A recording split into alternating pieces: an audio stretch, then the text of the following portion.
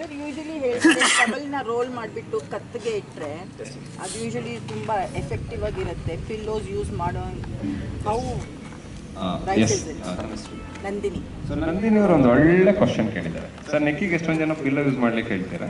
Pillow ಬೇಡ, just ಒಂದು towel fold ಮಾಡಿಟ್ಕೊ. ನಾನು ಆಗಲೇ ಹೇಳಿದೆ, ಆ ನರು ಕಂಪ್ರೆಸ್ ಆಗಲಿಕ್ಕೆ ಸಾಫ್ಟ್ ಆಗಿರೋ ಪಿಲ್ಲೋ.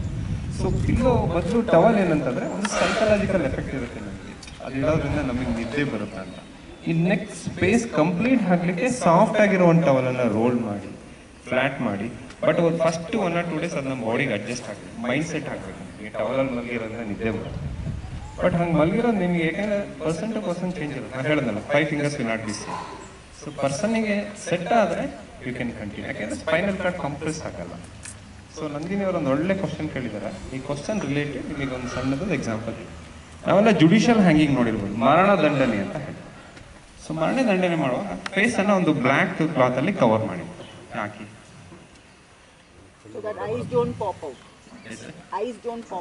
ಓಕೆ, ಕಣ್ಣು ಮುಂದೆ ಬರೋದು ನೋಡೋಕೆ ಆಗೋದಿಲ್ಲ ಅಂತ ಒಂದು ಗುಡ್. ನಾಲ್ಗೆ ಹೊರಗೆ ಬರುತ್ತೆ, ಗುಡ್ ಸರ್. ಮತ್ತೆ ನೀವು ನೋಡ್ಬೋದು 10 seconds ಕಾಲ್ ಫುಲ್ ಪ್ರೆಟರ್ ಆಗ್ತಾ ಇರುತ್ತೆ, ಶೂರಿಂಗ್ ಆಗ್ತಾ ಇರುತ್ತೆ. ವಿತಿನ್ ಒಂದು 10-15 seconds ಅಲ್ಲಿ ಪಾಸಿಬಲ್. ಅಲ್ಲಿ ಮೇನ್ ಏನಾಗುತ್ತೆ ಅಂತ ಹೇಳಿದ್ರೆ, ನಾನು ಆಗಲೇ ಹೇಳಿದಂಗೆ 7 ವರ್ಟಿಬ್ರೇಸ್ ಇರುತ್ತಲ್ಲ ಸರ್ವೈಕಲ್ಲಿ, C1 C2 ಇವೆಲ್ಲ ಮನೆಗೆ ಗೊತ್ತಿರ್ಬೇಕಂದ್ರೆ ಅಟ್ಲಾಸ್ ಆಕ್ಸಿಸ್ ಅಂತ ಹೇಳ್ತೀವಿ. ಆ 2 ವರ್ಟಿಬ್ರೇಸ್ ಅಲ್ಲಿ ಮಧ್ಯದಲ್ಲಿ ಒಂದು ಡೆನ್ಸ್ ಅಂತ ಹೇಳಿ ಒಂದು ಪುಟ್ಟದೊಂದು ಮೂಳೆ ಇದೆ.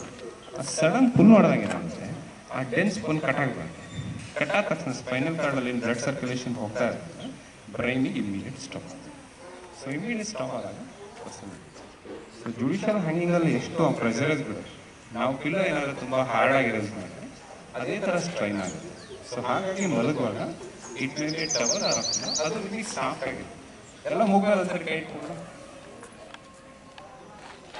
ಪ್ರೆಷರ್ ಹಾಕಿ ಸ್ವಲ್ಪ. ಈಗ ಕೈ ತೆಗೀರಿ. ಬ್ರೀತ್ ಮಾಡ್ಲಿಕ್ಕೆ ಆಯ್ತಾ? ಬ್ರೀತ್ ಮಾಡ್ಲಿಕ್ಕೆ ಈಸಿ ಅನಿಸ್ತಾ ಇದೆ, ಕಷ್ಟ ಅನಿಸ್ತಾ ಇದೆ. ಸೊ ಹಾಗೆ ನಮ್ಮ ಕತ್ತಿನ ನರಕ್ಕೆ ಸಪೋಸ್ ನಾವೇನಾದ್ರು ತುಂಬ ಹಾರ್ಡ್ ಆಗಿರುತ್ತೆ, ಅದು ಬ್ರೆತ್ಲೆಸ್ ಆಗುತ್ತೆ. ಅದೇನು ಮಾಡುತ್ತೆ, ಬ್ರೆತ್ಲೆಸ್ ಆದಾಗ the pain will be transferred ಅಪ್ಪಲ್ಲಿ. ಸೊ ನಮಗೆ ಕೈ ಆಟ ಸೊ ಸಾಫ್ಟ್ ಆಗಿರೋ ಒಂದು pillow it will be help. Sir, ಆ ಟವಲ್ ನಾವು ಯೂಸ್ ಮಾಡ್ತೀವಿ ಅಲ್ವಾ, when we sleep on our back it is comfortable. But ನಾವು ಸೈಡ್ಗೆ ಮಲಗುವಾಗ ಅದು ಆ್ಯಂಗಲ್ ಸರಿಗಿರಲ್ಲ, ಅದು ಇನ್ನೂ ಜಾಸ್ತಿ ನೋವುತ್ತೆ. ರೋಲಿಗಿಂತ ಫ್ಲಾಟ್ ಮಾಡಿದರೆ ಬೆಟರ್. ಓಕೆ, ನಂದಿನಿ ಅವರು ಇನ್ನೂ ಒಂದು ಬೆಸ್ಟ್ ಕ್ವಶನ್ ಕೇಳಿದ್ದಾರೆ. ಎಲ್ಲರೂ ಕ್ಲಾಪ್ ಮಾಡಬೇಕು. 100% ಮೋಸ್ಟ್ಲಿ ಮ್ಯಾಮ್ ಎಲ್ಲ ವರ್ಕ್ ಬಂದ್ಬಿಡ್ತಾರೆ.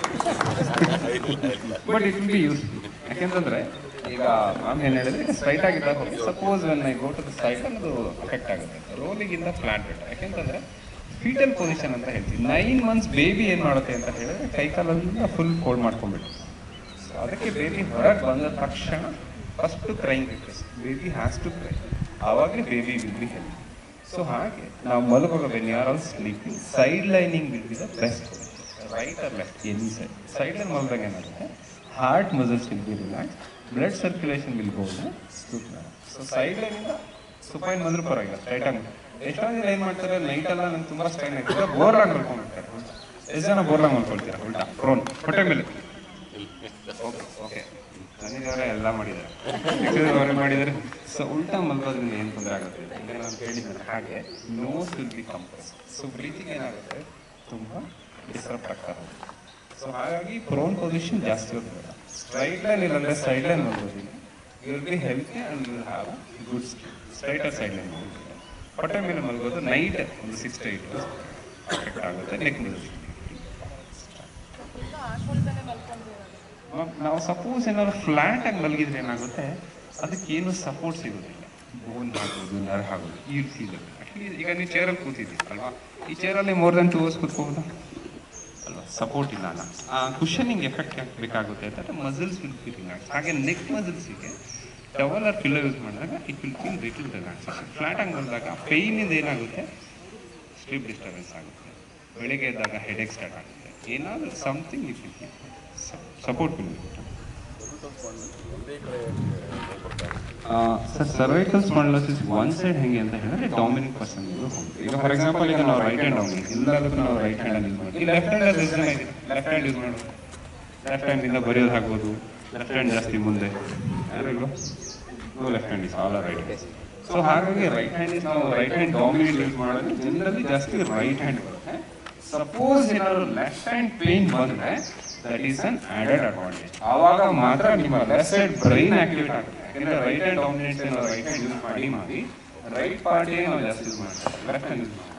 ಲೆಫ್ಟ್ ಏನಾದ್ರು ಒಂದು ಇಂಜುರಿ ಆದರೆ ಮಾತ್ರ ನಾವು ಲೆಫ್ಟ್ ಸೈಡ್ ಯೂಸ್ ಮಾಡ್ತೀವಿ, ಲೆಫ್ಟ್ ಎರಡನ್ನೂ ಯೂಸ್ ಮಾಡ್ತೀವಿ.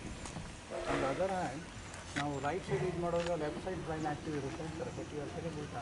ಅಲ್ಲ, ಅಂದರೆ right hand dominate side, right hand dominate side use ಮಾಡ್ತೀವಿ. ನಾವು ರೈಟ್ ಹ್ಯಾಂಡ್ ಜಾಸ್ತಿ ಯೂಸ್ ಮಾಡ್ತೀವಿ, ಲೆಫ್ಟ್ ಹ್ಯಾಂಡ್ ಟೈಮಿಂಗ್. ಬಟ್ ಈಗ ಏನಾದ್ರು ಫಾರ್ ಎಕ್ಸಾಂಪಲ್ ಎನಿ ಇಂಜುರೀಸ್ ಏನಾದ್ರು ಕಟ್ಬಿಟ್ಟು ಗುಂಡ ಆಗುತ್ತೆ, ಸೊ ಆವಾಗ ನಾವು ಲೆಫ್ಟ್ ಸೈಡ್ ಮೇಲೆ ಕಾನ್ಸಂಟ್ರೇಟ್ ಮಾಡಿದಾಗ ಬೋತ್ ಯು ಯೂಸ್ ಸೈಮಲ್ಟೇನಿಯಸ್. ಅವಾಗ ಎಸ್ ಸರ್.